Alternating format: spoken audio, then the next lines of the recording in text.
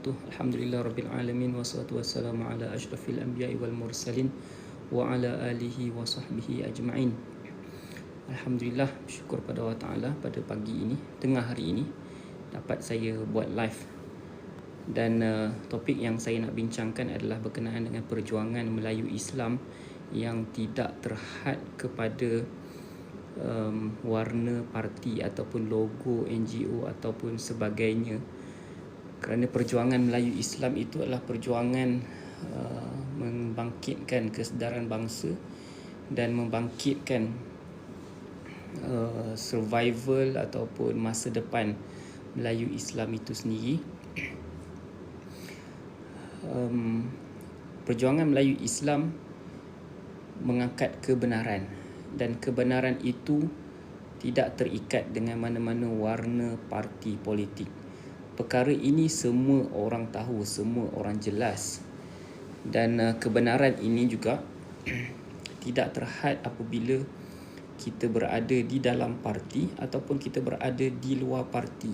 Sebab ada orang ketika dia berada di dalam partinya, maka kebenaran yang dia nak sampaikan itu tak sampai. Dia tak boleh nak cerita tentang kebenaran.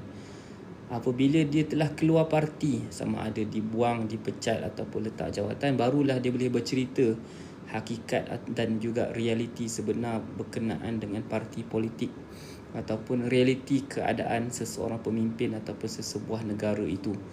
Jadi di sini, bila kita bercakap tentang perjuangan Melayu Islam, kita tidak boleh terhad kepada mana-mana parti politik, kita tidak boleh terhad kepada mana-mana keadaan.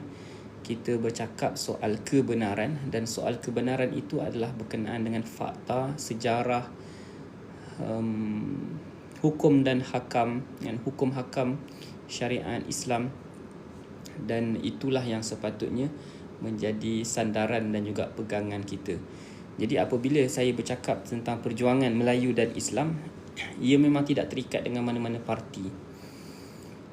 Mana-mana parti boleh memperjuangkan Melayu dan Islam, tetapi janganlah menganggap orang lain yang tidak berada di dalam parti tidak berjuang untuk Melayu dan Islam. Ia adalah perkara asas yang perlu kita kuasai, perlu kita fahami bahawa sebenarnya perkara simple sahaja, iaitu memperjuangkan Melayu dan Islam tidak terhad kepada mana-mana parti. Kenapa topik ini menjadi tajuk perbincangan saya dalam live pada hari ini? Kerana rata-rata umat Islam di Malaysia, dia sangat taksub dengan parti politik. Saya tidak mengatakan menyertai parti politik itu salah, menyertai parti politik ini betul. Saya tidak berkata begitu. Saya cuma nak kata bahawa dalam memperjuangkan Melayu dan Islam, ada orang menggunakan NGO, ada orang menggunakan parti politik, ada orang menggunakan kapasiti peribadi dia, persatuan dia. Tak kisahlah dalam apa sekalipun, dia buat media, dia buat majalah. Dan itu menunjukkan bahawa perjuangan Melayu dan Islam adalah perjuangan. Ia adalah perjuangan yang mana-mana parti pun boleh berjuang. Dan kita jangan nak kata nak berjuang untuk Islam mesti parti ini, kita nak berjuang untuk Melayu mesti parti ini. Tidak. Melayu dan Islam adalah kita punya identiti. Saya adalah orang Melayu dan saya juga beragama Islam. Tidak ada kontradik antara saya menjadi Melayu dan juga saya menjadi orang Islam. Ada sentimen yang mengatakan bahawa, who are you? Are you Malay first or you are Malaysian first? Perkara ini, soalan ini pernah ditanya oleh pemimpin politik satu ketika dahulu, dan ia menyebabkan orang terperangkap. Aku ni Melayu dulu ke Malaysian dulu? Kalau aku cakap Melayu dulu, nanti aku membelakangkan negara Malaysia. Tapi kalau aku cakap aku ni orang Malaysia, aku Malaysian, maka adakah aku menafikan diri aku sebagai orang Melayu? Jawapan dia di sini ialah tidak ada kontradik. Soalan itu soalan yang salah. Adakah saya ni seorang Melayu, seorang lelaki dahulu, ataupun saya ni sebagai seorang pekerja dahulu? Lelaki adalah jantina saya. Pekerja sebagai staff itu adalah pekerjaan saya. Boleh jadilah bekerja hari ni, sebelum ni pelajar, lepas tu jadi pekerja, tak ada masalah pun. Jadi kedua-duanya adalah identiti kita. Identiti kita yang tidak boleh dipertikaikan. Identiti kita yang tidak boleh ditanya yang mana satu yang lebih dahulu. Samalah juga dengan bangsa dan juga agama ataupun kewarganegaraan. Saya juga adalah seorang Melayu. Saya juga adalah seorang yang beragama Islam dan juga saya adalah warga negara Malaysia. Itulah yang dimaksud dengan perjuangan Melayu, dan saya memang sangat nak berikan kesedaran kepada awam bahawa jangan sama sekali meletakkan perjuangan Melayu itu hanya dengan mana-mana kumpulan parti politik ataupun NGO, ataupun meletakkan mana-mana perjuangan Islam itu hanyalah tertumpu pada parti yang ada, parti berlogo sekian sahaja, kerana ataupun NGO berlogo sekian sahaja, kerana kebenaran itu adalah mutlak. Kebenaran itu adalah hak milik semua. Boleh jadi kita berlainan parti, kita berlainan logo, kita berlainan negeri, tetapi disebabkan kita punya kebenaran itu satu, maka kita akan bersetuju dengan perkara yang benar itu. Okey.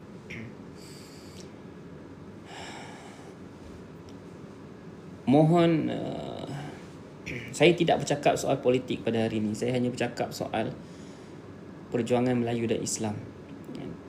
Sebarang kelemahan dalam menguruskan, sebarang kelemahan di pihak pimpinan dalam menguruskan tadbir urus negeri, tadbir urus negara, itu adalah kelemahan, dan kelemahan itu adalah benda yang biasa dalam kehidupan.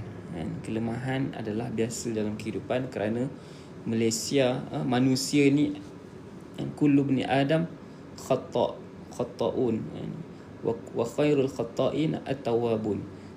Semua anak Adam adalah orang yang membuat dosa, membuat salah, dan sebaik-baik orang yang membuat salah adalah orang yang bertaubat.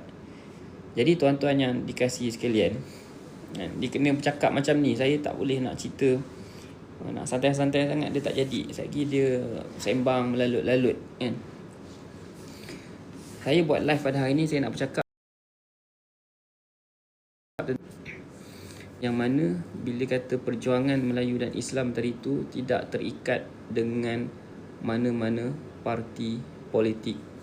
Minta maaf cakap lah kan. Kalau ada yang tak setuju dengan pandangan saya, minta maaf siap-siap kan.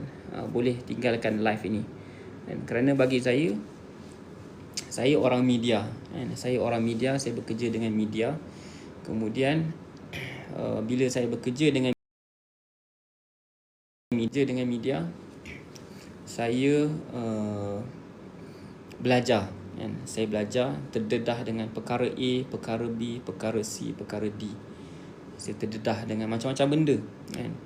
Dan saya melihat kebenaran itu bukan hanya pada satu kelompok sahaja kan? Boleh jadi kelompok A juga ada kebenaran padanya dan juga ada kelemahan, dan kelompok B pun sama, ada kebenaran padanya dan juga ada, dan kelompok C pun sama juga.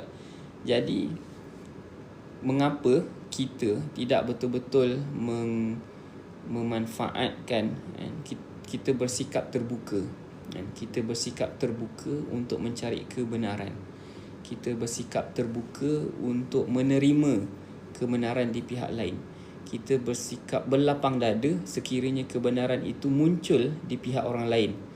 Kita bersikap terbuka apabila agenda kita sama. Orang ni bercakap kebenaran dan kita pun cakap benda yang sama, maka kita terbuka. Kita rasa duduk sekali, sama-sama kita perjuangkan benda yang sama, walaupun kita berbeza logo, berbeza parti. Jadi masalah yang membelenggu apabila dia tidak melihat kebenaran itu sebagai kebenaran. Dia hanya mengatakan bahawa kebenaran itu adalah hanya pada diri dia sendiri sahaja. Jadi itulah yang telah saya cakap pada pagi ini berkenaan dengan kebenaran tidak tertakluk kepada mana-mana individu, mana-mana parti, mana-mana kumpulan. Kebenaran adalah kebenaran. Dan saya kecewa apabila orang tu berada dalam parti, dia senyap ataupun dia cakap lain. Apabila dia telah keluar daripada parti dia, dia menjadi musuh kepada orang parti lama dia, dan dia pun melondehkan aib yang ada dalam parti lama dia. Mengapa perkara ini berlaku? Kenapa ketika dia berada di dalam parti, kenapa dia tak londehkan ajalah, kan? So kenapakah kebenaran itu disembunyikan ketika dia berada di dalam parti dia? Baik, seterusnya apa yang saya nak sampaikan juga adalah berkenaan dengan apa yang saya telah pun buat video pada pagi tadi, berkenaan dengan video pagi tadi. Saya cakap tentang, kita recall balik video pagi tadi. Kita bukan di zaman Abraha. Kita bukan di zaman Abraha. Siapa yang nak dengar cerita zaman Abraha ni, boleh tekan like, tekan komen cakap nak dengar. Kalau tengok video yang saya telah siarkan pagi tadi, saya bercakap tentang kita bukan di zaman Abraha, merujuk kepada satu buku yang ditulis oleh ulama di Mesir, Lasna fi zamani Abraha. Kita bukan berada di zaman Abraha. Apa maksud zaman Abraha ni? Kalau kita ingat balik sirah, kisah Nabi, perkara ni sebelum Nabi lahir lagi, pada tahun gajah lah. Kita belajar tahun gajah, Nabi lahir pada tahun gajah, kan? Apa maksud tahun gajah? Tahun gajah adalah tahun di mana Nabi Muhammad lahir, dan tahun itu jugalah berlaku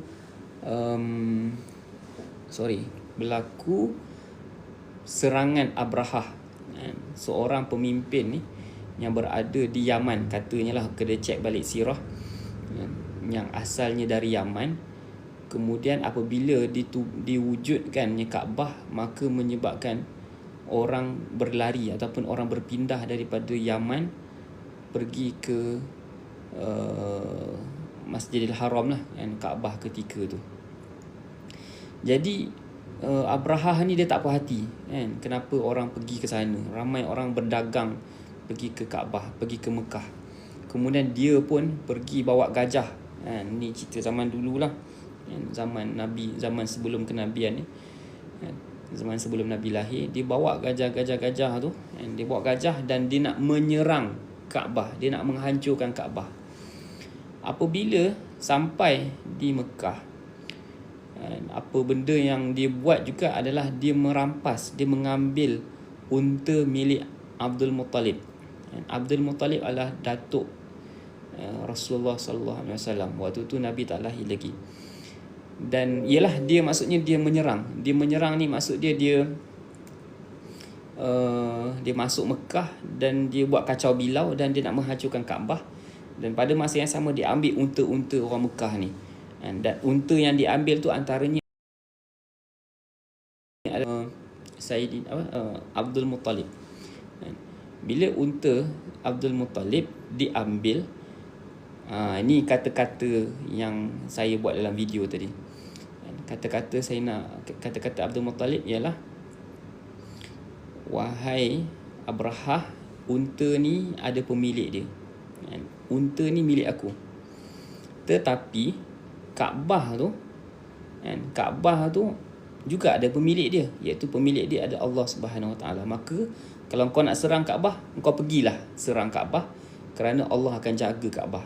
Tapi unta ni, unta yang kau ambil ni unta aku, kau bagi balik kat aku. Apa maksud dia, tuan-tuan? Apa maksud dia, tuan-tuan? Maksudnya lepas daripada kejadian tu berlakulah serangan tentera Abrahah tentera bergajah ni serang Kaabah, dan ketika itu juga turunnya dan datangnya burung ababil. Dan burung ababil ni kita tak tahulah datang dari mana. Allah Ta'ala utuskan burung ababil datang. Kemudian di muncung burung ababil itu adalah batu-batu, hijaratan min sijil, ada batu-batu kecil yang datangnya daripada neraka. Dan apabila burung tu datang kawasan Mekah, dan dia menjatuhkan batu-batu tersebut sehingga mengena tentera bergajah tadi ni, faja'alahum ka'asfim ma'kul, maka terjadilah yang macam kena bom tu lah kan. Maksudnya tentera Abrahah macam kena bom, dan dia jadi ka'asfim ma'kul, seperti daun yang dimakan ulat. Maksudnya kalah lah tentera Abrahah tadi tu. Jadi nak cerita apa tuan-tuan? Nak ceritanya peristiwa itu adalah peristiwa bagaimana Allah menjaga Kaabah. Allah menjaga Mekah tu, Kaabah tu daripada dihancurkan oleh Abrahah. Okey. Dan kenapa Abrahah serang?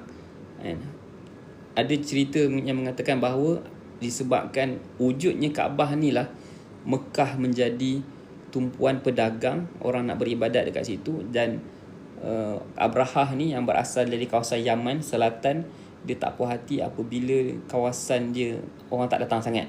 Orang semua banyak berdagang dekat Kaabah. Okey, habis cerita tu. Dan pada tahun yang sama jugalah lahirnya Rasulullah SAW. Baik. Apa pengajaran kita daripada peristiwa tadi tu? Pengajaran yang saya sebut dalam video saya pagi tadi ialah bagaimana kita mengatakan Allah menjaga Kaabah ketika zaman tu. Abdul Muttalib walaupun dia penduduk Mekah, dia tengok Kaabah selalu, mungkin dia beribadat zaman tu kan? Tetapi apa yang concern dia, yang menjadi perhatian dia ialah unta tu unta aku, kau bagilah balik. Kaabah tu Allah Ta'ala yang jaga, kau nak serang engkau serang. Dan memang Allah Ta'ala jaga dengan mendatangkan burung ababil dan menjatuhkan batu daripada sijil, daripada neraka, sehingga menghancurkan tentera Abrahah. Jadi apa yang saya nak cakap sekarang ni, dia punya poin besar dia ialah sekarang bukan zaman Abrahah. Maksud dia apa? Maksud dia ialah kalau kita nak kata macam tu, kita kata aku ni sibuk dengan kerja aku, aku ni sibuk dengan nak cari duit, nak hantar anak sekolah, anak nak beli belanja, nanti nak raya nak cari duit, nak beli baju raya, nak beli kuih raya, nak cantikkan rumah, nak beli tiket bas, nak kumpul duit lah, nak isi minyak. Aku sendiri sibuk dengan urusan keluarga aku, urusan hidup aku. Macam saya nak, macam Abu Abdul Muttalib tu lah, dia kata unta tu unta aku, kau bagi balik. So dia sibuk dengan urusan dia. Dan dia kata Kaabah tu Allah Ta'ala yang jaga. Maksudnya urusan Kaabah dalam konteks kita hari ini ialah urusan agama. Urusan agama, kita tak boleh cakap lagi dah. Urusan agama ni Allah Ta'ala akan jaga. Yes, memanglah Allah Ta'ala akan jaga. Tetapi Allah Ta'ala kata, Allah suruh kita, Nabi kata kitalah yang umat yang kena jaga Islam ni. Kitalah umat akhir zaman yang kena jaga Islam ni. Maka kitalah orangnya yang akan menjaga agama Islam. Allah datangkan burung ababil untuk jaga Kaabah. Dan pada masa yang sama, kita kena cakap pada diri kita, kita ni kena berusaha sehingga kan kitalah burung ababil yang dimaksudkan untuk menjaga agama ni. Faham tak maksud saya? Dan maksud saya adalah kita tak boleh nak cakap ada orang lain yang jaga agama Islam. Ada JAKIM. Yes, memang ada JAKIM, kerajaan usulkan JAKIM. Ada jawi jabatan agama. Ada pemimpin yang menguruskan. Ada menteri agama. Betul. Itu sistem negara kita. Tetapi adakah ia mencukupi? Tak cukup tuan-tuan. Sebab dalam Islam, kita mengaku kita Muslim. Kita mengucapkan kalimah La ilaha illallah Muhammadur Rasulullah. Dalam kalimah itu sendiri, dan dalam kalimah itu sendiri ada kita menyerahkan diri kepada Allah Ta'ala, dan juga kita bercakap, kita berazam nak menjaga kebaikan, nak menjaga martabat agama ni. kan? Macam tu sekali dia punya mafhum kan, kalimah la ilaha illallah kan? Jadi maksud dia kita masuk Islam kan, kita hidup sekarang ni, kita jangan fikir urusan kita saja, kita kena jaga sekali urusan agama tu. Itu maksud yang saya sampaikan dalam video saya pagi tadi, ataupun dan ulama juga menyebut bahawa kita bukan di zaman Abrahah, lasna fi zamani Abrahah, and lasna fi zamani Abrahah, kita bukan berada di zaman Abrahah yang mana ada Allah Ta'ala yang menguruskan agama dia. Tidak. Pada hari ini, yes, Allah Ta'ala kata, Allah Ta'ala wa inna nahnu nazzalna dzikra wa inna lahu lahafizun. Sesungguhnya kami yang menurunkan Al-Quran dan kamilah yang akan menjaga Al-Quran. Allah Ta'ala akan jaga Al-Quran. Agama ni betul, satu sudut betul, tetapi kita bukan di zaman Abrahah yang mana kita boleh tarik diri daripada perjuangan. Macam Abdul Muttalib, unta ni unta aku nak jaga dia. Kaabah tu Allah Ta'ala yang jaga. So dia lari daripada kawasan perang, serangan daripada tentera Abrahah tu, dan dia mengatakan bahawa maksudnya dia selamatkan diri dia lah, selamatkan diri dia, selamatkan harta dia. Agama biar Allah Ta'ala yang jaga. Jadi saya harap poin ini, poin yang kedua ni adalah berkenaan tentang kita bukan di zaman Abrahah. Sangat saya harap dapat difahami daripada penyampaian saya ni lah. Dan terima kasih kepada yang join. Terima kasih kepada yang join. Tadi saya bercakap tentang yang pertama ialah saya kata kebenaran itu ataupun perjuangan Melayu dan Islam itu tidak terhad kepada mana-mana parti, tidak terhad kepada mana-mana logo. Kita kena berjuang untuk agama kita, untuk bangsa kita, tak kisahlah di mana kita berada. Itu yang pertama. Yang kedua, saya bercakap tentang kita bukan berada di zaman Abrahah. Kita tak boleh menyerahkan urusan agama kepada Allah Ta'ala semata-mata. Kita jangan lari daripada mempertahankan agama. Memang betul kita sibuk, kita ada komitmen macam-macam. Kitalah orang ni yang akan mempertahankan agama ni. Dan yang ketiga saya nak cakap pada hari ini ialah berkenaan dengan video saya semalam. Saya ulas balik video saya semalam. Saya bercakap tentang impian orang Melayu mestilah besar. Apa maksud impian? Impian dan cita-cita kita, antaranya yang Nabi ajak ialah kita kena minta syurga yang paling tinggi, iaitu syurga Firdaus. Syurga Firdaus ni macam mana tuan-tuan? Syurga Firdaus ni adalah syurga yang tertinggi untuk orang yang soleh, untuk orang yang beramal soleh, orang yang beriman dengan perkara ghaib, orang yang bertakwa kepada Allah Ta'ala, orang yang memiliki ciri-ciri anbiya, para nabi yang menyampaikan agama, yang menyebarkan kebaikan. Jadi perkara itu adalah perkara yang besar. Kita menyelesaikan masalah umat Islam, Nabi menyelesaikan masalah umat dia, Nabi memberikan panduan, Nabi menyampaikan dakwah. Maka itulah yang kita kena buat. Impian kita mesti besar tuan-tuan. Apa maksud impian? Impian yang kecil maksud dia ialah kita hanya memikirkan urusan hidup kita semata-mata.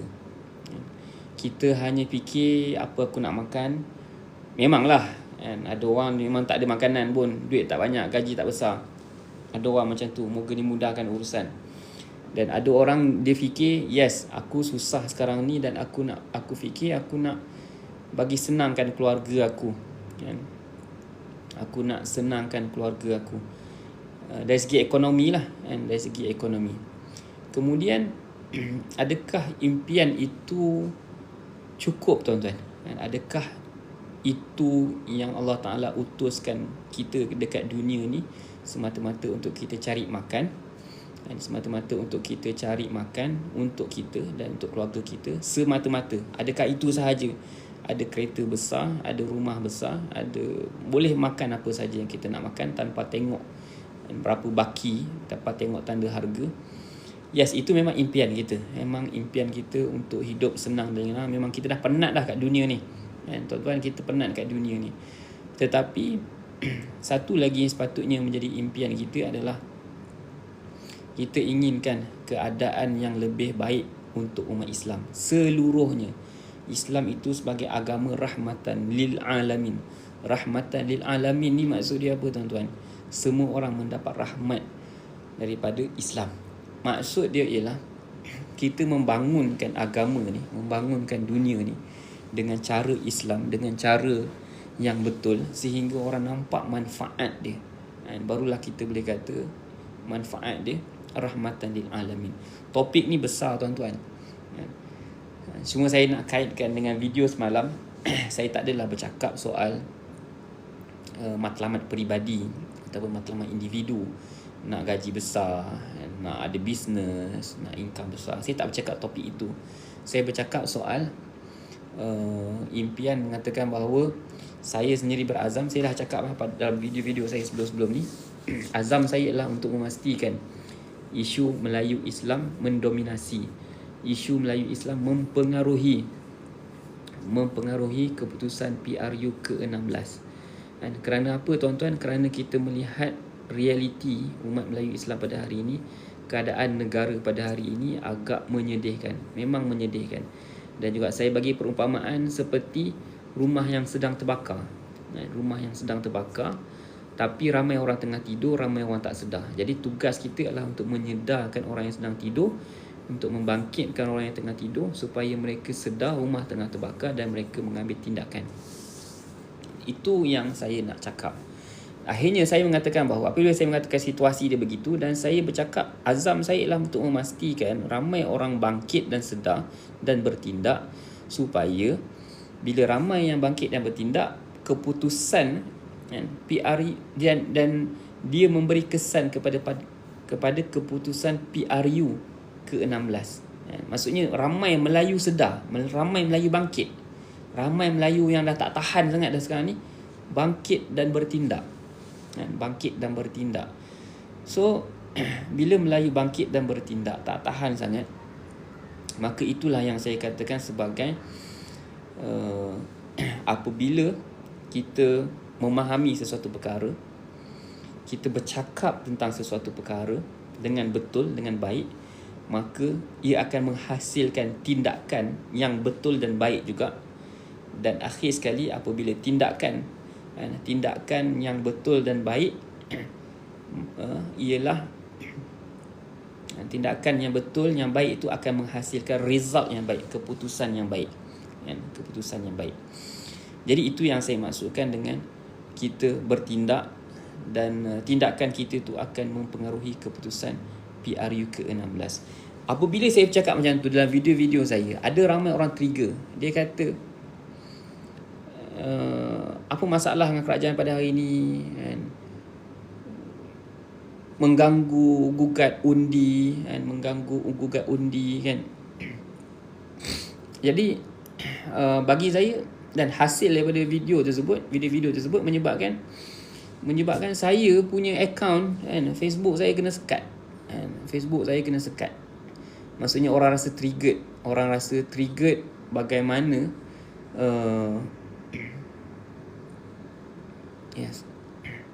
bagaimana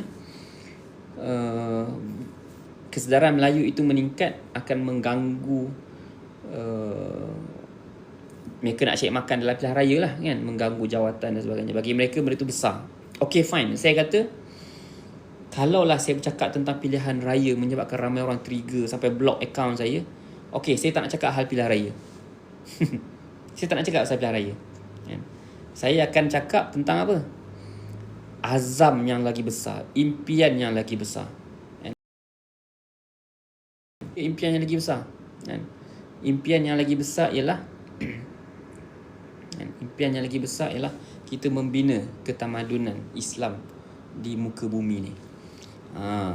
Kita reflect balik, kita tengok balik sejarah bagaimana Rasulullah berdakwah, kemudian membina kerajaan Madinah, kemudian membesar empayar Khalifah Ar-Rashidin, Khulafa Ar-Rashidin yang 4, kemudian berkembang kepada Khalifah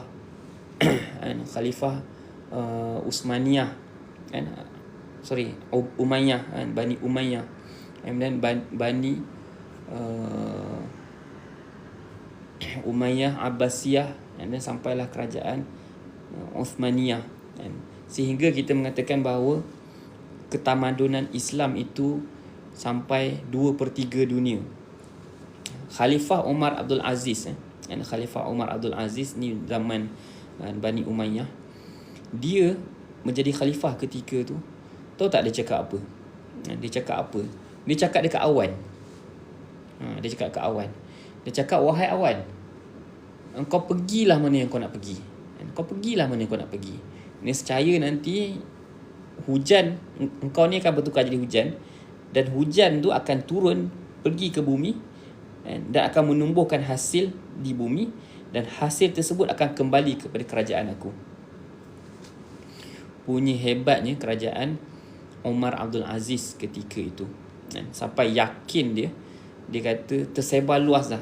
Empayar Islam ketika itu dah tersebar luas dan dah diterima ramai. Dan dia cakap kepada Awan. Sampai Awan pun dia boleh bagi arahan. Punya hebatnya situasi umat Islam ketika itu. Jadi perkara itulah yang saya cakap, okey, kalau tak suka saya cakap tentang pilihan raya, saya tak nak cakap pasal pilihan raya. Kalau saya cakap pasal pilihan raya sehingga menyebabkan saya kena ban dan video kena tarik, okey, saya tak nak cakap pasal pilihan raya. Sekarang ni saya bercakap tentang ketamadunan Islam, kesedaran umat Islam untuk membangkitkan balik ketamadunan kita. Bukan sembang kosong. Memanglah susah. Memang susah, memang jalan jauh. Isu solat pun tak settle lagi. Yang penuh-penuh tarawih itu berapa persen je umat Islam yang pergi tarawih.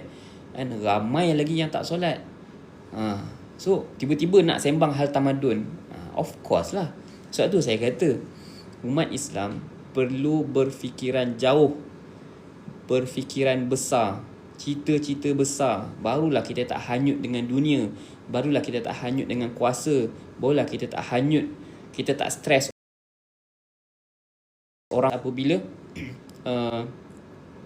kena block Facebook ke, orang tangkap kita ke, rampas telefon kita ke, ban kita punya TikTok ke.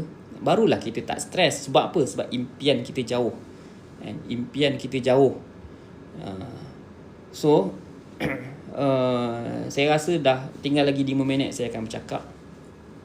Saya target setengah jam saja pada hari ini. Kesimpulan dia apa, tuan-tuan? Kesimpulan dia ialah minta maaf cakap kepada orang yang bukan Islam yang masuk join live saya ni. Saya tak bercakap tentang agama anda. Saya hanya bercakap audience saya adalah orang Melayu Islam, perjuangan Melayu dan Islam. Dan kalaulah tak suka saya bercakap tentang suara Melayu Islam mesti mempengaruhi keputusan PRU ke-16, okey, saya tak nak cakap tentang PRU 16. Kalaulah sampai saya kena block, sampai macam-macam lah kan, disebabkan saya bercakap tentang PRU ke-16, okey, fine. Saya tak nak cakap hal politik, saya tak nak cakap tu. Saya nak cakap tentang kesedaran umat Islam bagaimana membangunkan bangsa dia, membangunkan agama dia, membangunkan jati diri dia sehingga boleh kembali kepada pembinaan khalifah, pembinaan tamadun Islam. Yes, perjalanan jauh. Itu perjalanan yang sangat jauh dan besar. Dan ingat, Allah Ta'ala tak akan tanya kita, kau dah capai ke belum? Kau dah level mana dah kejayaan kau ni? Fasa mana dah? Allah Ta'ala tak akan tanya benda tu. Allah Ta'ala tanya apa? Allah Ta'ala tanya, apa usaha engkau untuk membangunkan agama aku? Apa usaha engkau? Apa effort engkau yang kau buat setiap hari, yang kau buat setiap hari yang boleh membangunkan agama aku? Itu yang Allah Ta'ala akan tanya. Okay? Itu yang Allah Ta'ala akan tanya. Jadi kita pada hari ni, yang mana tengok live saya pada hari ni, cuba koreksi balik. Cuba koreksi balik apa yang boleh kita buat. Apa yang boleh kita buat untuk membangunkan, untuk memenangkan agama kita. Apa usaha kecil yang kita boleh buat untuk memenangkan agama kita. Apa usaha kecil yang kita boleh buat untuk memenangkan agama kita. Kita ubah kesedaran kepada tindakan. Ubah kesedaran kepada tindakan. Tindakan tu bukannya tindakan yang besar, tindakan yang kecil. Tindakan yang kecil. Baca Quran, solat, zikir, istighfar. Ambil yang kecil-kecil je. Jangan fikir yang besar-besar. Fikir apa tindakan kecil yang kita boleh buat yang akan membantu kita, membantu memenangkan agama kita, menyebarluaskan agama kita, mengembalikan ketamadunan Islam. Okey? Kita tanya diri kita, benda kecil apa yang kita boleh buat? Antaranya adalah kita sebarkan maklumat, kita share benda-benda yang baik, kita buat baik kepada jiran, kita upgrade diri kita, kita baca buku, kita tengok YouTube yang membangunkan diri kita, kita baca sirah, kita join program masjid, kita join program surau, program tadarus, kita infak, kita sedekah. Terlalu banyak kebaikan yang kita boleh buat untuk membangunkan diri kita, membangunkan masyarakat kita dan membangunkan umat Islam keseluruhannya. Jadi itulah yang saya boleh cakap pada hari ini. Tinggal lagi 3 minit lah, nak bagi cukup juga lagi 2 minit, sampai pukul 1 saya akan stop. Saya recap balik 3 benda yang saya cakap pada hari ini. Yang pertama, ingat lagi tak ni? Yang pertama, saya bercakap tentang perjuangan Melayu Islam tidak terhad kepada mana-mana parti politik. Sesiapa pun boleh berjuang untuk Melayu dan Islam. Sesiapa pun, parti A, parti B, parti C, engkau berjuanglah kat mana-mana parti pun. Yang penting kalau kau nak berjuang untuk Melayu Islam, kalau kau nak berjuang untuk Melayu dan Islam, engkau boleh berjuang untuk Melayu dan Islam. Tak ada masalah. Okey? Itu yang pertama. Yang kedua, maksudnya janganlah kita kaitkan perjuangan Melayu Islam itu dengan parti, logo. No. Mana-mana logo boleh perjuangkan Melayu dan Islam, dan jangan menafikan orang lain yang memperjuangkan Melayu dan Islam. Okey, yang kedua. Poin yang kedua yang saya nak sampaikan ialah impian kita kena besar. Itu video semalam. Dan yang kedua, saya bercakap tentang sekarang ini zaman Abraha. Sekarang ini bukan zaman Abraha. Maksud dia, kita tak boleh meletakkan perjuangan agama itu kepada mana-mana pihak semata-mata, ataupun kita serah kepada Allah Ta'ala. Allah Ta'ala yang uruskan agama ni. No, kitalah orangnya yang perlu membangunkan agama Islam. Kitalah orangnya yang perlu membangunkan agama Islam. Itu yang kedua. Kita bukan zaman Abraha, kitalah orang yang perlu membangunkan agama Islam. Jangan harap orang lain, jangan tunggu arahan. Dan yang ketiga, saya cakap impian kita mestilah besar. Kalaulah tak suka saya bercakap tentang kesedaran Melayu Islam sempena PRU16, okey, saya tak akan bercakap tentang PRU16. Tetapi saya akan bercakap benda lagi besar daripada PRU16, lagi besar, iaitu membina ketamadunan Islam dekat dunia ni, memberikan rahmat ke seluruh alam. Apabila impian kita besar, barulah kita akan buat tindakan yang lagi besar, barulah kita berani, kita bersungguh-sungguh, kita buat benda yang lagi besar. Kalau impian kita kecil, maka kita akan buat benda yang kecil-kecil je. Terima kasih atas sokongan yang diberikan. Dah pukul 1.01. Jazakumullahu khairan kathira. Jumpa lagi esok insya-Allah. Saya tak tahu pukul berapa. Sekiranya ada kesempatan, saya akan bercakap selama setengah jam. Wabillahi taufiq wal hidayah. Assalamualaikum warahmatullahi wabarakatuh.